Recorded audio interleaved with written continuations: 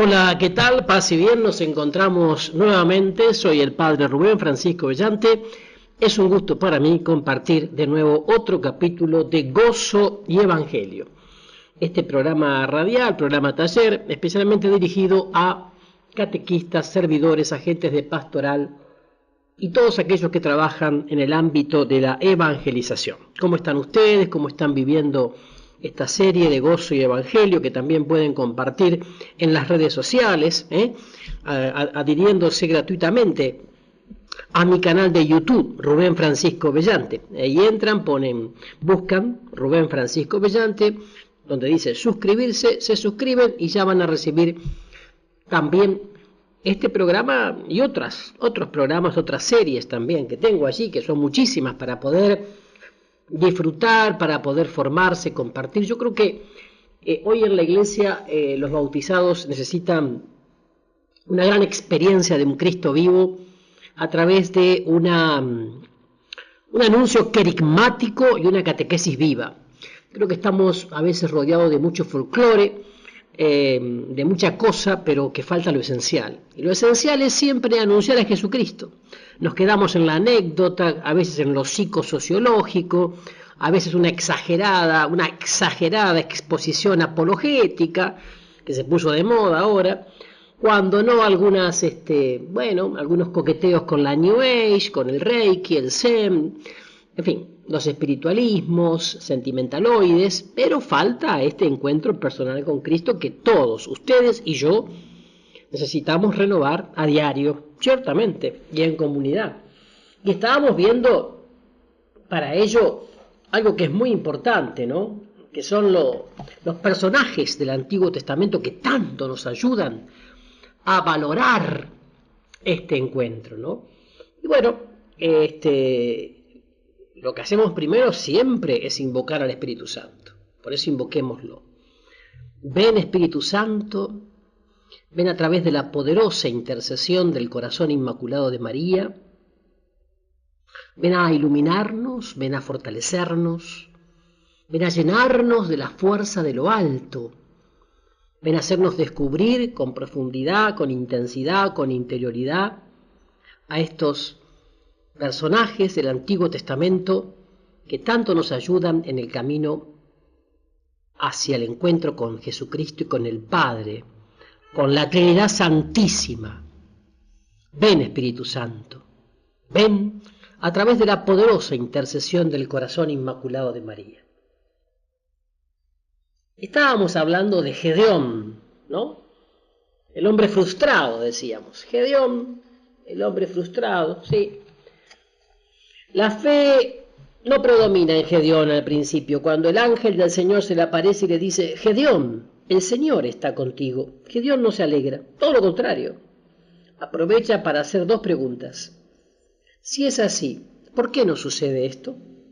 ¿Por qué nos pasa esto? ¿Dónde están los milagros del Señor de los que nos hablaron? Eso aparece en Jueces, capítulo 6, versículo 13. Israel se encontraba pasando por un mal momento. Imagínense. Bueno, más o menos como nosotros en América Latina. Los madianitas los hostigaban día y noche, y no se vislumbraba ninguna esperanza de poderse liberar de ellos, como nosotros no podemos liberarnos de los corruptos. Gedeón, por eso, no quiere creer que Dios está con ellos. Imposible que Dios esté con ellos si están sufriendo tantas calamidades.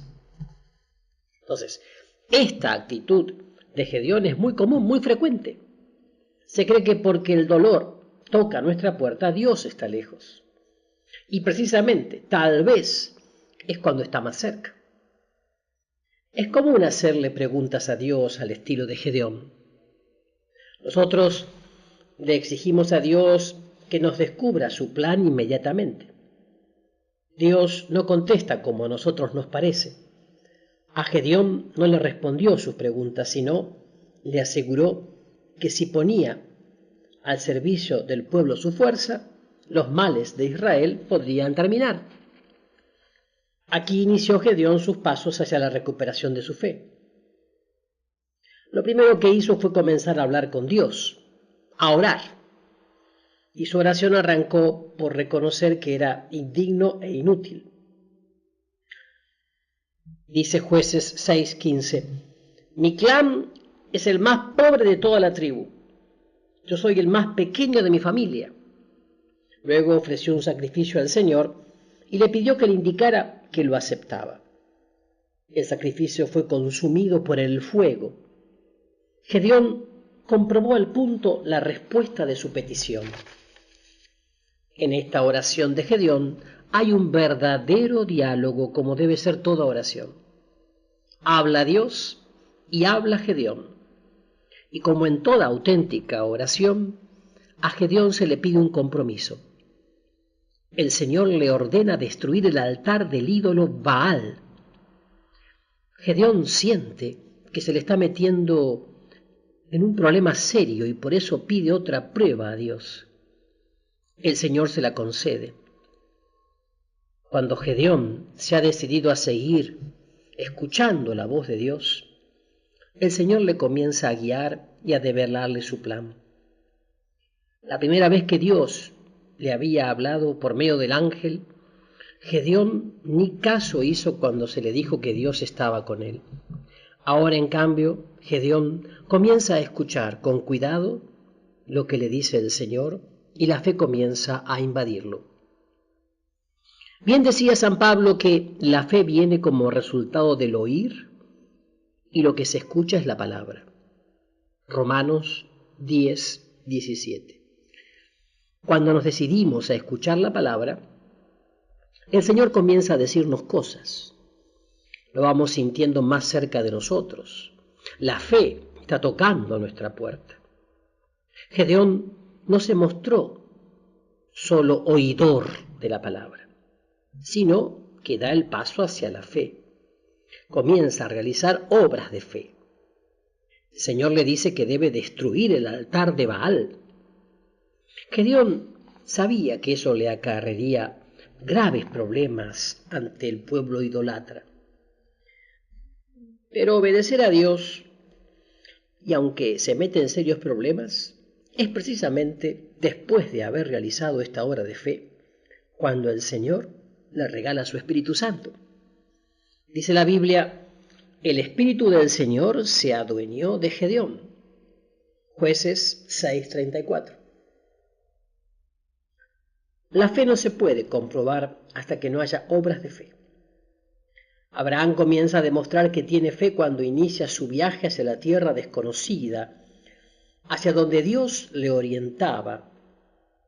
Pedro demuestra que confía en la palabra de Jesús cuando, haciendo a un lado las leyes de la física, comienza a caminar sobre las agitadas olas. La fe de Gedeón va aumentando. Ahora se atreve a pedir a Dios que, si es su voluntad, que él sea el líder militar de Israel, que le dé una prueba. Dejará un vellón durante la noche en el suelo.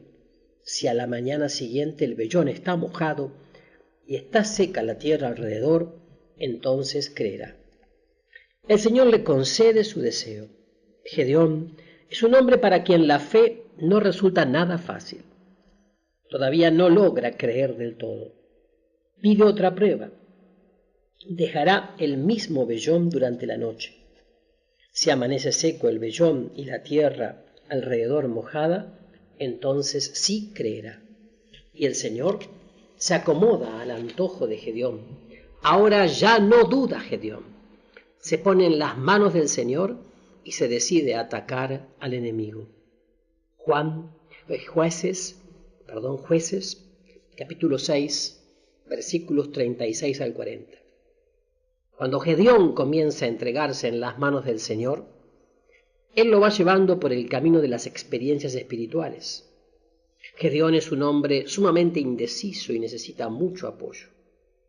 Es por eso que antes de la batalla, el Señor se le adelanta y le dice que baje a escondidas al campamento enemigo y que allí recibirá un mensaje.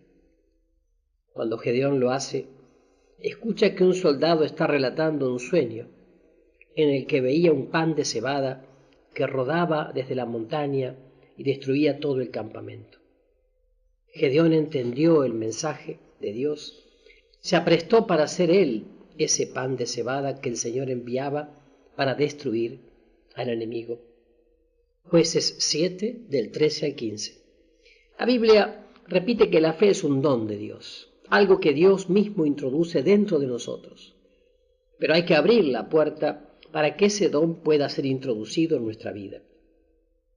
Gedeón, al principio, se mostraba un hombre sin fe. En cuanto comenzó a abrir su puerta por medio de su hablar con Dios y escuchar su palabra, el Señor se acercó a su vida, lo llenó de su espíritu y lo enriqueció con repetidas experiencias espirituales que lo confirmaron en la fe. Cuando nos decidimos a rezar, a acercarnos a Dios, a poner cuidado en escuchar su palabra y a seguir sus indicaciones, el Señor va entrando cada vez más en nosotros y sabemos de cierto que tenemos fe porque el Señor se encarga de hacernos sentir su presencia. Ya volvemos entonces para seguir descubriendo a Gedeón en Gozo y Evangelio. No se vayan. Ya estamos de regreso con más Gozo y Evangelio. Estábamos hablando de Gedeón y de la ley del quebrantamiento. Gedeón había llegado a desilusionarse de todo. Ya no había esperanza para él. Años de hostigamiento por parte de los madianitas y nada bueno sucedía. Cuando el Señor lo selecciona para que sea líder del pueblo, Gedeón le hace ver al Señor que él es el más pequeño de su familia. Jueces 6:15. Esto le agrada al Señor. Él busca a personas que no cuenten con su propia fuerza y le dice: podrás hacerlo porque yo estaré contigo. Jueces 6:15. Antes de que Moisés fuera elegido para sacar al pueblo de Egipto, había pasado años de frustración en el desierto de Madián, cuidando ovejas. Antes era uno de los principales de la corte del faraón. Cuando el Señor lo llamó, Moisés se sintió tan poca cosa que no quería aceptar. El sufrimiento es fuego purificador. La persona se va sintiendo tan poca cosa que ya solo puede confiar en el poder de Dios. Gedeón había llegado al colmo de la desilusión. No creía que el Señor lo pudiera elegir a él. Era tan pequeño para eso. Por eso mismo pedía repetidas pruebas, pues le parecía imposible que él, el más pequeño de su familia y del clan más humilde, pudiera ser seleccionado para ser líder militar de todo el pueblo. El Señor se lo dijo muy claramente: podrás hacerlo porque yo estaré contigo. Jueces 6:16. San Pablo habló de la fuerza del débil y se refería a sí mismo. A San Pablo siempre me lo imaginaba un hombre muy alto, con voz potente y una personalidad cautivadora. Un buen día leí un libro de Romano Guardini en donde presenta a Pablo pequeño de estatura, nervioso, enfermizo y tímido. Entonces comprendí lo que San Pablo decía: yo soy fuerte cuando soy débil. 2 Corintios 12:10. Pablo fue al Areópago y preparó, con todas las de la ley, su discurso para impresionar a los altivos griegos. Y le dijeron que mejor lo escucharían otro día. Tuvo que irse. Pablo nunca olvidó este incidente y se empeñó en confiar solamente en el poder de Dios. Un día pudo exclamar: todo lo puedo en Jesús, que es mi fortaleza. Filipenses 4:13. Gedeón le hizo ver a Dios que tal vez se había equivocado al elegirlo y le dijo: ¿cómo voy a salvar a Israel? Mi clan es el más pequeño de toda la tribu y yo soy el más pequeño de toda mi familia. Esto le agradó a Dios. Allí había terreno abonado por el quebrantamiento para poder obrar. El campo ya estaba libre para que el Espíritu del Señor se adueñara de Gedeón. Jueces 6:34. Gedeón es un hombre de mucha fuerza, pero esa fuerza es un talento enterrado. En lugar de estar al frente del ejército, aparece por primera vez en escena limpiando trigo en una cueva.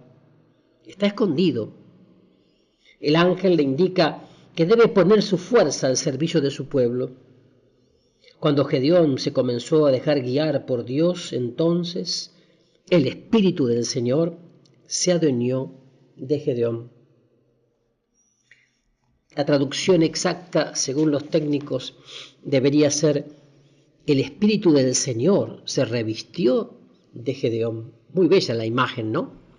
El Espíritu del Señor como escondido en Gedeón. Heribert Mühlen, teólogo católico, especialista en la teología del Espíritu Santo, dice que un carisma es una aptitud natural que ha sido liberada por el Espíritu Santo y asumida para el servicio de la edificación y crecimiento del cuerpo de Cristo. Esto fue lo que sucedió en Gedeón. Su fuerza natural se convirtió en carisma cuando fue liberada por el Espíritu Santo y puesta al servicio de la comunidad. Nuestras cualidades naturales pueden fascinar a otras personas, pero mientras no sean liberadas por la acción del Espíritu Santo y puestas al servicio de la comunidad, serán simplemente talentos por medio de los cuales estamos buscando nuestro propio beneficio. Será nuestro ego imponiéndose a base de poder en el momento en que nos dejemos invadir por el Espíritu de Dios. Será el mismo Dios, entonces, quien se sirva de nosotros para llegar a los demás. Y entonces esos talentos serán algo asombroso. En la época del cura de Ars había hombres más geniales que él, pero ninguno de ellos llevó a cabo las maravillas del santo cura de Ars. En él obraba el poder de Dios. En los otros era simplemente el talento, no convertido en carisma. Interesante. El talento no convertido en carisma. Charis, en gracia para los demás. Cuando Gedeón estaba por emprender la batalla, alistó su ejército y eligió a 22.000 hombres. El Señor le hizo ver que no quería tanta gente. Y decía el Señor: traes tanta gente contigo que si hago que los israelitas derroten a los madianitas, van a alardear ante mí creyendo que se han salvado ellos mismos. Jueces 7:2. Los soldados, según indicación del Señor, fueron reducidos a 300 y con ellos se logró la victoria. El poder de Dios no puede obrar en nosotros cuando predomina nuestro yo, la fe en nuestros talentos y no en el poder de Dios. Hay algo muy triste en la historia de Gedeón. Si al principio se mostró sumamente humilde, después de repetidos triunfos y honores por parte de su pueblo, terminó por levantar un monumento idolátrico que sirvió para que todo el pueblo se descarriara. Esta es una historia muy repetida. Un carisma es un don muy peligroso. Si la persona se olvida de cuál es la fuente de su poder, un carisma es muy peligroso. Son abundantes los casos de personas que, como Gedeón, un día fueron revestidos por el poder del Espíritu del Señor, pero que se comenzaron a sentir muy seguros de sí mismos y se olvidaron de que un día habían sido encontrados cuidando burras, como en el caso de Saúl. La historia de Gedeón se inicia cuando él está escondido por el miedo en una cueva limpiando trigo. La historia termina cuando Gedeón, aclamado por el pueblo, pide anillos de oro y con ello fabrica un efod que sirve para la idolatría del pueblo. Es muy fácil olvidar nuestros miserables inicios y dejarnos llevar por nuestro orgullo, por el brillo del oro que fascina, y levantar un monumento a nuestro yo, a nuestro ego. En ese momento estamos perdidos, porque el poder de Dios se retira y queda solamente el simple talento humano, regalado por Dios pero profanado por el ser humano para ser empleado en propio beneficio. Gedeón se preparó para la batalla, reunió un enorme ejército de 22.000 hombres. El Señor le obligó a reducirlos a 300. Gedeón seguramente pensaba armarlos adecuadamente para la batalla, pero el Señor los llevó por un camino inesperado. No necesitaba espadas. Todo lo que iban a emplear eran 300 tinajas, 300 antorchas y 300 trompetas. En medio de la noche tocarían todos al mismo tiempo sus trompetas y romperían sus tinajas en las que estaban las antorchas encendidas. Los enemigos se desconcertaron y terminaron por matarse entre ellos mismos. Cuando Jesús inició su iglesia, no fue a la sinagoga a buscar a los expertos en las escrituras para que fueran sus colaboradores. Se acercó a donde estaban los incultos pecadores, y los pescadores también, claro. Y de entre ellos eligió a los que iban a ser los fundamentos de su iglesia.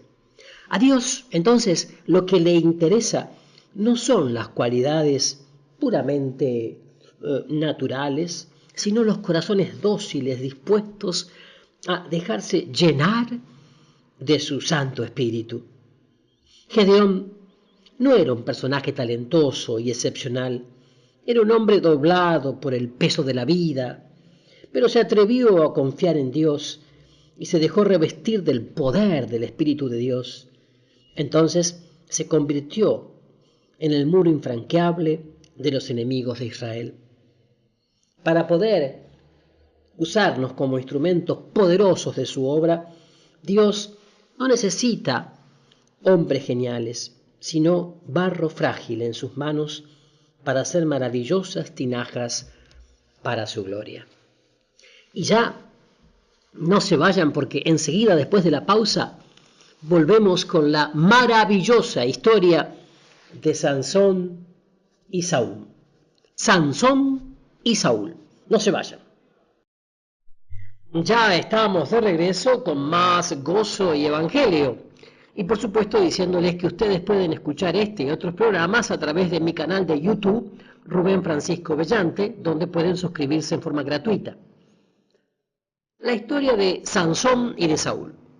Dos héroes que mueren como villanos, ¿no? Habían sido favorecidos con dones excepcionales de Dios, pero esos talentos los emplearon con egoísmo, en su propio beneficio y no en favor de sus comunidades. Esos talentos solamente les trajeron angustias y decepciones.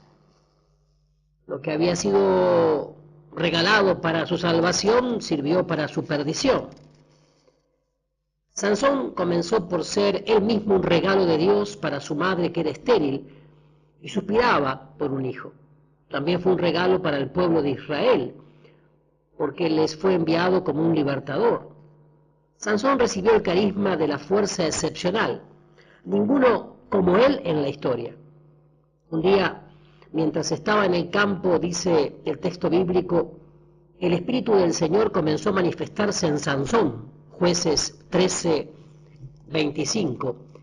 Otro día un león lo ataca y dice la Biblia, el Espíritu del Señor se apoderó de Sansón. La misma expresión emplea la Biblia cuando relata que Sansón rompe las sogas con que lo tenían atado los filisteos. El Espíritu del Señor se apoderó de Sansón. Sansón, en todo sentido de la palabra, es un hombre lleno del Espíritu Santo, que se manifiesta en él a través de una fuerza deslumbrante. Sansón, además, es un nazareno, es decir, alguien que se había consagrado a Dios, un nazareo. Como señal de su vida austera no tomaba vino y como signo de consagración llevaba el pelo largo. Saúl sobresalía por su belleza física extraordinaria. Un día, mientras buscaba unas asnas perdidas, se encuentra con el profeta Samuel y éste, inspirado por el Señor, lo consagra como primer rey de Israel. Dice la Biblia que después de haber sido consagrado, el Señor le cambió el corazón. También dice, el Espíritu del Señor se apoderó de Saúl. 1 Samuel 10:10. Saúl también es un hombre lleno del Espíritu Santo, Los demás profetas se admiran de verlo profetizar. Nuestros dones han sido regalos de Dios. Un día en nuestro bautismo se nos entregó el Espíritu Santo con todos sus dones. También nosotros, tal vez, estábamos buscando asnas y nos llegó el encuentro con Jesús, que a través de su Espíritu Santo nos ha cambiado el corazón y nos ha hecho nacer de nuevo. Tanto la caída de Sansón como la de Saúl tienen su raíz en la desobediencia. Sansón comienza por desobedecer a sus padres al unirse a una mujer pagana. También aparece tomando miel de un esqueleto de león. Pero su voto de nazareo le estaba terminantemente prohibido acercarse a cualquier cadáver. Pero él hace como caso omiso, ¿no?, de esa prohibición. Un día pasa la noche en la casa de la prostituta de Gaza. Finalmente vuelve a tropezar con otra mujer pagana, Dalila, quien le va a hacer perder definitivamente su voto de nazareo, su consagración a Dios.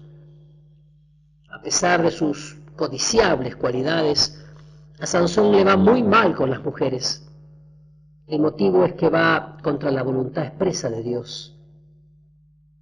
La mujer lo traiciona y le hace perder una apuesta, porque le comunica a los filisteos la solución de una adivinanza que Sansón les había propuesto.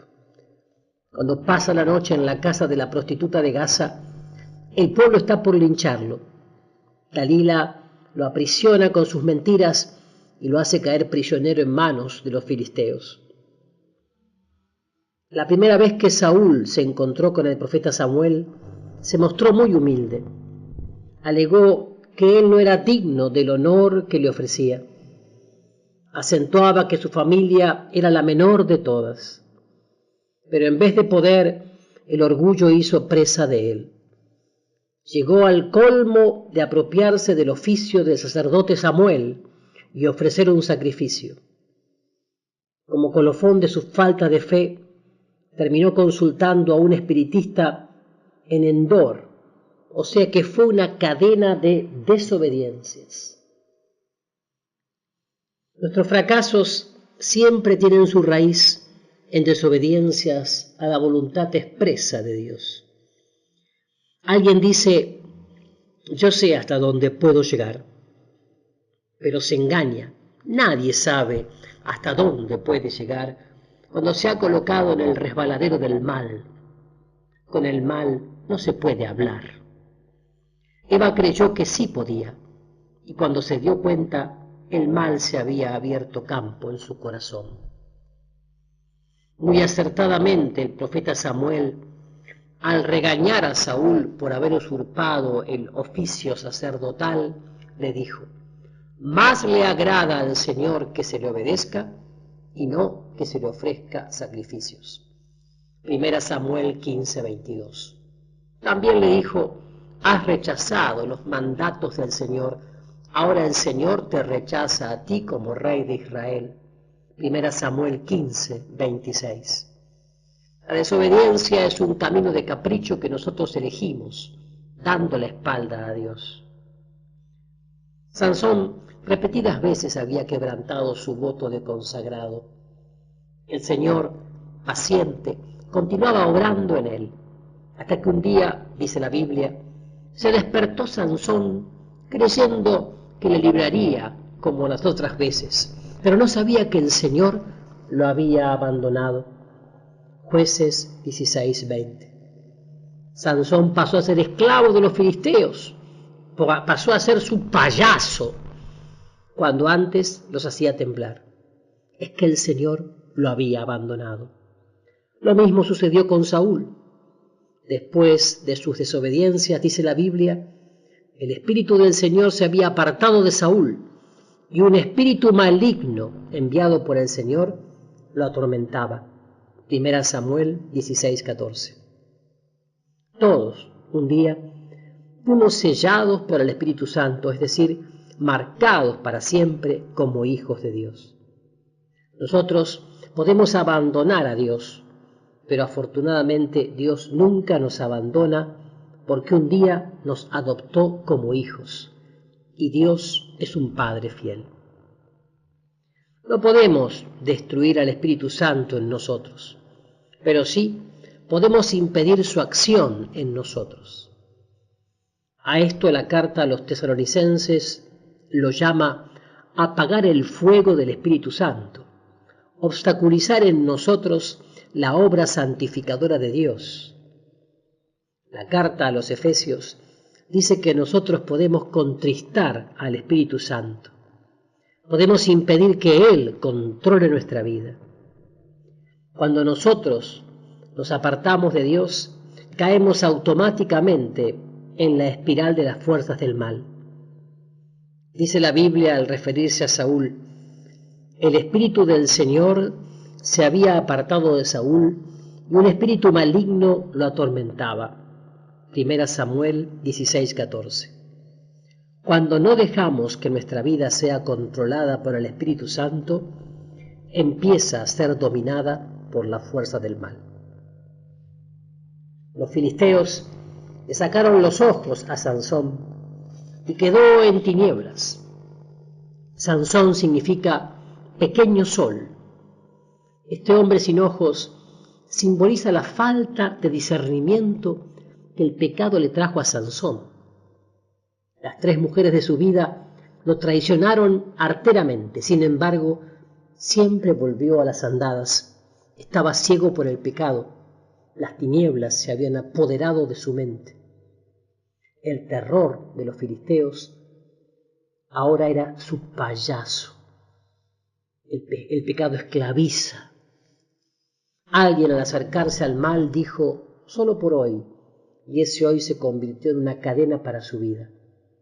Ahora es esclavo del alcoholismo, de las desviaciones sexuales, del robo, quizás de las adicciones lúdicas. Cuando el Espíritu del Señor se apartó de Saúl, una depresión continua lo invadió. Un día, mientras el joven David tocaba el arpa para distraerlo, intentó clavarlo en la pared con su lanza. Su mente estaba turbada. El pecado lo había conducido a la ceguera espiritual. David varias veces le perdonó la vida a Saúl. Este se arrepintió y pidió disculpas, pero retornaba a sus intentos de asesinato. Saúl era esclavo del odio y de la envidia. El pecado es una fuerza esclavizante, es el mal que obra en nosotros. Un día nos saca los ojos de la sabiduría y luego nos ata con las cuerdas de los malos hábitos. Ya regresamos para seguir este tema tan apasionante. No se vayan, ya volvemos con más gozo y evangelio. Ya estamos de regreso con la última parte del programa de hoy de Gozo y Evangelio, y estábamos hablando de estos personajes, ¿no? Que Sansón y Saúl, que han tenido incluso una muerte ignominiosa. Triste la muerte de estos 2 personajes. El Señor los había llamado a ser muy grandes, pero ellos torcieron el camino de Dios. La muerte de Saúl fue desastrosa. Al ser herido en la batalla y ver que había muerto su hijo, le pidió a su escudero que lo matara. El escudero se negó. Entonces Saúl se dejó caer sobre su espada. Es el primer suicidio en la Biblia. Antes de consultar a la espiritista de Endor, Saúl había consultado al Señor. Pero dice la Biblia, el Señor no le contestó. 1 Samuel 28:7. Saúl había perdido la fe en Dios. Una de las tentaciones más sutiles y tremendas es creer que todo está perdido, que Dios ya no nos puede perdonar. Adán, al pecar, se fue a esconder. Le tenía miedo a Dios. Cuando alguien le tiene miedo a Dios y se le esconde, ha perdido definitivamente la fe y se puede esperar lo peor. La muerte de Sansón fue muy distinta. Dice la Biblia que le volvió a salir el pelo. La larga cabellera de Sansón era distintivo de su consagración a Dios. Los filisteos se la arrancaron, pero Sansón se arrepintió y Dios le devolvió su poder. Antes de morir, Sansón hace una bella oración. No le tenía miedo a Dios. Se atrevió a confiar en Él, a pesar de todos sus errores. El poder de Dios se volvió a manifestar en Sansón por medio de las fuerzas. Sansón derribó el edificio en donde se encontraban los filisteos y murió heroicamente para salvar a su pueblo. La primera carta de San Juan afirma categóricamente: si confesamos nuestros pecados, fiel y justo es Dios para perdonarnos y limpiarnos. Primera de Juan 1:9. Sansón se arrepintió y la puerta del poder de Dios se volvió a abrir para él, porque la puerta de la misericordia siempre se abre para toda persona que se acerca a tocarla. Sansón y Saúl, dos personajes a quienes Dios revistió de su espíritu, dos personajes que con egoísmo emplearon sus talentos, uno para sus amoríos y el otro para dar pábulo a su orgullo. Los dones que Dios les había regalado para su bendición se convirtieron en su perdición. Sansón y Saúl. Algo de cada uno de ellos hay en nosotros. Y eso es lo terrible. Nuestro final puede ser como el de Saúl o como el de Sansón. Pero hablemos ahora, o iniciemos a hablar de otro personaje, David, el hombre según el corazón de Dios. El escritor del libro de Samuel retrata a David con una sola pincelada: un hombre según el corazón de Dios. Allí está todo dicho. David es un santo en todo el sentido de la palabra. David es una lumbrera de santidad a pesar de los fallos de su vida. El Señor le había inspirado al profeta Samuel que consagrara como rey de Israel a uno de los hijos de Isaí. El profeta puso sus ojos en Eliab, llevado por su atrayente apariencia. Pero el Señor le dijo: no te fijes en las apariencias, yo me fijo en el corazón. 1 Samuel 16:7. El más pequeño de los hijos de Isaí, David, no estaba presente en ese momento. El padre lo tenía cuidando ovejas. El Señor le inspiró a Samuel que consagrara como rey precisamente al más pequeño de la familia. David fue consagrado rey. Y dice la Biblia: el Espíritu del Señor se apoderó de David. 1 Samuel 16:13. Muy de resaltar es también la escena de David contra Goliat. El enorme gigante con su aparatosa armadura es símbolo de la fuerza puramente humana, de la técnica del ser humano. David, al principio, es revestido con la armadura del rey Saúl, pero el pequeño pastor se siente incómodo y prefiere despojarse de esa pesada armadura. Toma únicamente su morral con 5 piedras y una honda. Con esos medios tan elementales, David vence al gigante Goliat. Goliat confiaba en su fuerza. David, al enfrentarse al enorme gigante, le dijo: tú vienes contra mí con espada y jabalina, pero yo voy contra ti en nombre del Señor. 1 Samuel 17:45. Repetidas veces en la Biblia se remarca la importancia que Dios le da a lo pequeño, a lo humilde, a lo sencillo. Gedeón se había preparado para la guerra con 22.000 soldados, pero el Señor le dice que se quede con 300.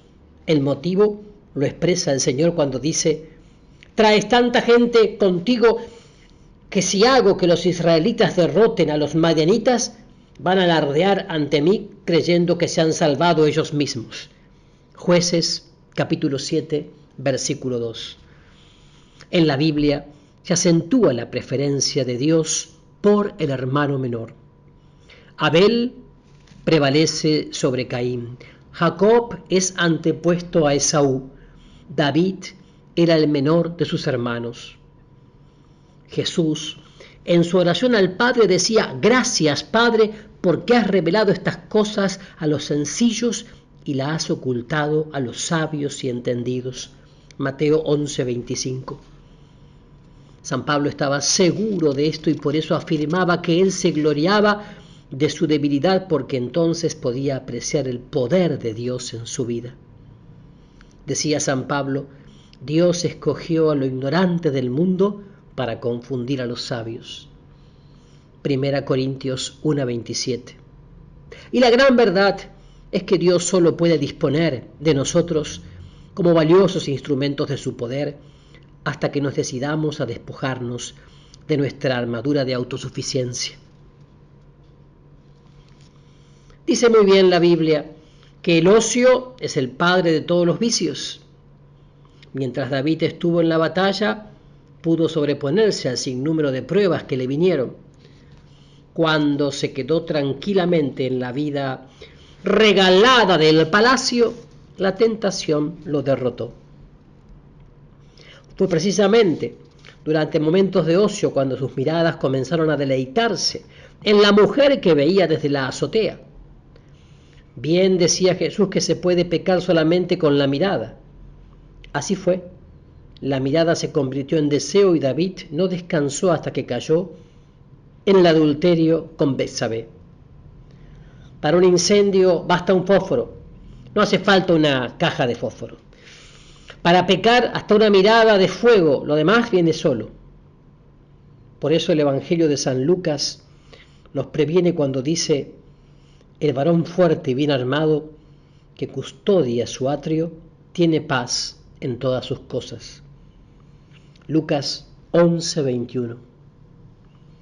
Cuando cuidamos nuestras miradas y pensamientos, nuestro interior goza de paz. Un pecado nunca llega solo. Con él viene un sinnúmero de otros pecados más. David, para ocultar su adulterio, tuvo que mentir y terminó por eliminar astutamente al esposo de Betsabé, que se llamaba Urías y era uno de sus oficiales más fieles.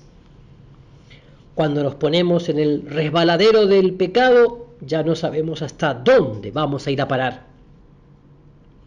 Dice la carta a los tesalonicenses: no apaguen el fuego del Espíritu Santo. Apagar el fuego del Espíritu Santo significa acallar la voz de Dios dentro de nosotros.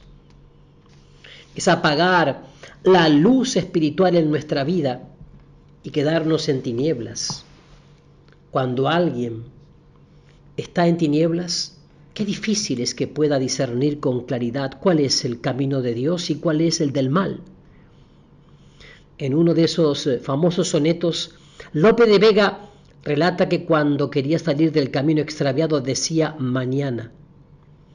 Para lo mismo decía al día siguiente. El mismo fue el caso de San Agustín. Es que pasar de las tinieblas a la luz es una de las opciones más difíciles de todo ser humano. Pero seguiremos hablando de David en el próximo programa de Gozo y Evangelio. Mientras tanto, sigamos meditando, sigamos reflexionando, sigamos orando todo esto y compartiéndolo con los hermanos en comunidad. Que a través del corazón inmaculado de María los bendiga el buen Dios Todopoderoso, Padre, Hijo y Espíritu Santo. Amén. Paz y bien para todos ustedes.